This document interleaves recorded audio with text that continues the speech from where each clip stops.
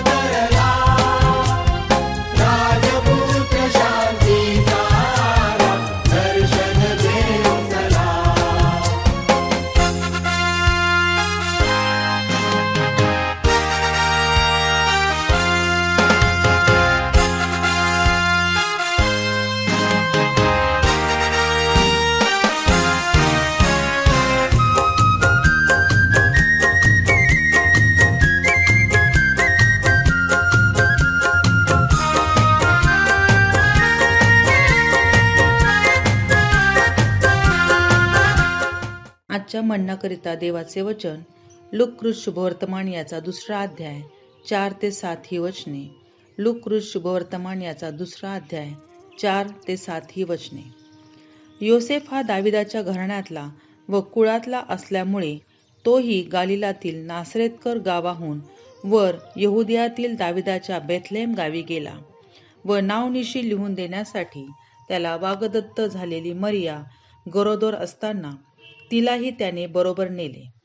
ते तेथे असताना असे झाले की तिचे दिवस पूर्ण भरले आणि तिला तिचा प्रथम पुत्र झाला. त्याला तिने बाळंत्याने गुंडाळून गव्हाणीत ठेवले, कारण त्यांना उतार शाळेत जागा नव्हती. देवाप वाचलेली वचने आपणा सर्वांसाठी आशीर्वादित करोत. ख्रिस्त येशूच्या पवित्र नावात सलाम. या सकाळी आपण लूक शुभवर्तमान याचा 2 अध्याय आणि त्याची 4 ते 7 वचनं वाचलेली आहे. आणि या पवित्र वचनामध्ये आपण पाहतो की येशू ख्रिस्ताचा जन्म एका गव्हाणीत झालेला आहे. आपल्याला माहित आहे की येशू ख्रिस्त हा देवाचा एकुलता एक पुत्र, जो मानवी देह धारण करून या जगामध्ये आला, कुमारी मरियेच्या उदरास जन्मास आला आणि त्याचा हा वृत्तांत आहे. आणि या पवित्र वचनांमध्ये आपण पाहतो की येशू ख्रिस्ताला त्याच्या आईने त्याला गुंडाळून गव्हाणीत ठेवले, कारण त्यांना उतार शाळेत जागा नव्हती. गव्हाणीत त्याला गुंडाळून ठेवलेला आहे का? कारण त्याला गव्हाणीत जागा नव्हती. जो अखिल सृष्टीचा निर्माण करता, जो सर्व समर्थ देव, ज्याने आपल्या शब्दाने सर्व काही निर्माण केलं, त्या पवित्र परमेश्वराच्या पुत्राला या जगामध्ये जन्म घेण्यासाठी जागा नव्हती. ज्याने आपल्या शब्दाने अवघ निर्माण केलं, ज्याच्यामध्ये सामर्थ्य आहे. यशया म्हणतो की तो समर्थ देव, सनातन पिता आणि शांतीचा अधिपती, तो समर्थ देव या भूतलावर तो जन्मास आला, परंतु त्याला जन्म घेण्यासाठी जागा नव्हती. तो सनातन पिता आहे, जो शांतीचा अधिपती आहे. तो असा येशू ख्रिस्त एका गायीच्या गोठ्यामध्ये जन्मास आला. तो लीन झाला, नम्र झाला, कारण तो आपलं सर्वस्व सोडून, ते स्वर्गीय सुख सोडून या भूतलावर त्याने जन्म घेतला. आणि ज्यावेळेस त्याने आपल्या आईच्या उदरातून जन्म घेतला, त्यावेळेस त्याला कोणत्याही प्रकारची जागा नव्हती. त्याचा जन्म एका गोठ्यामध्ये झालेला आहे. परंतु त्याची जी आई आहे मरिया, हिने त्या बाळाची किंवा येशू ख्रिस्ताची काळजी घेतली. जरी जागा नव्हती, ज्या ठिकाणी ज्या परिस्थितीमध्ये ते होते, त्या परिस्थितीमध्ये तिने त्या ख्रिस्ताला जन्म दिला. आज आपण पाहतो या वचनाच्या द्वारे पवित्र परमेश्वर मला आणि तुम्हाला हे शिकवत आहे. परिस्थिती आपल्यासाठी काहीही नाही, परिस्थिती बदलणारा तो परमेश्वर आहे. माझ्या प्रियांनो, या ख्रिसमसमध्ये आपण एक निर्णय घेऊ. ख्रिस्ताप्रमाणे लीन होऊ, नम्र होऊ, रिक्त होऊ. आपली परिस्थिती काय आहे त्या परिस्थितीकडे न बघता ख्रिस्ताने आपल्या जीवनामध्ये कार्य करावं, आपल्या अंतःकरणामध्ये जन्म घ्यावा. ज्याप्रमाणे तो त्या गव्हाणीत जन्मास आला, त्याप्रमाणे आपल्या मनामध्ये, अंतःकरणामध्ये त्याने जन्म घ्यावा. कारण पौल म्हणतो की तुमचं शरीर हे देवाचं मंदिर आहे आणि त्याच्यात देवाचा आत्मा वास करतो. त्या ख्रिस्ताने आपल्यामध्ये वास करावा, त्या देवाच्या आत्म्याने आपल्यामध्ये वास करावा. त्या गोठ्यामध्ये जसं प्रभू येशू ख्रिस्ताने वास केला, त्याने जन्म घेतला, त्याचप्रमाणे आपल्या अंतःकरणामध्ये त्याला जन्म घेऊ द्या. म्हणजे तो आपल्या जीवनामध्ये कार्य करेल. आपल्या जीवनातील मनातील सर्व जे वाईट विचार आहे, जे पाप आहे, तो काढून टाकेल. देवबाप ही वचनं आपणासाठी आशीर्वादित करू. आपण प्रार्थना करूया.